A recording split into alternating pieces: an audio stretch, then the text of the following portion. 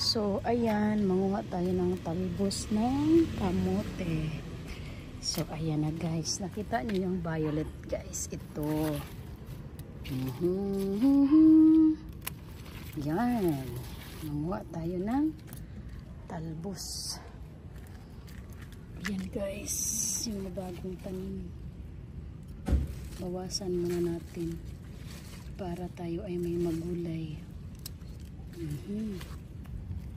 Tatanim din natin siya ulit. Nang paulit-ulit.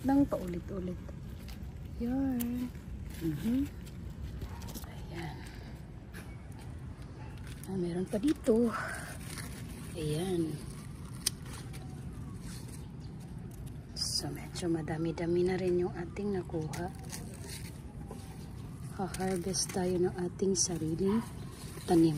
Inaway pa siya ng ano guys, ng saan eh? So, namatay man ang uban. Ayun.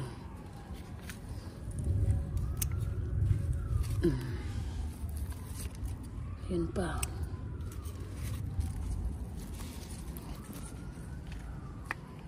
May bago ko rin mga tanim dito. So, ayun. Ayaw pa ni Kuya ipa-harvest to. Pero hindi niya alam, kinuha ko na.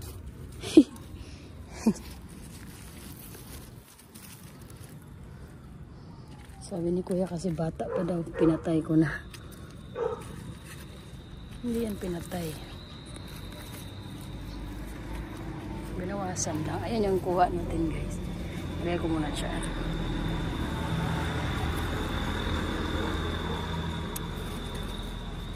Ayan, dami na. So, ayan. Gusto kong kumuha ng kangkong. Ano naman pwede ilagay ang kangkong. So, ayan na guys. May kuha na tayo. Tapos, meron dito.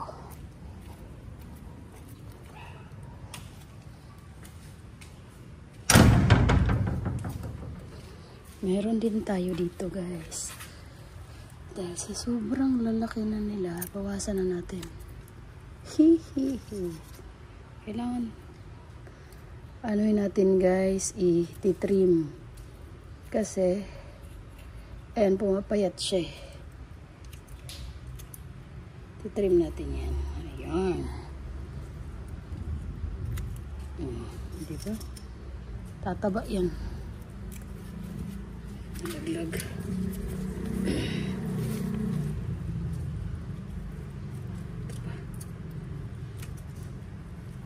Tataba yan.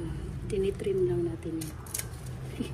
Yung bagong tanim, kinuhanan mo na din. Napayat na. Payat kasi siya, kaya sukuha na natin. Ayan na yung ating kasa na natin para ilaga natin din. Diba? Fresh. Laglag pa. Fresh from the farm yan guys.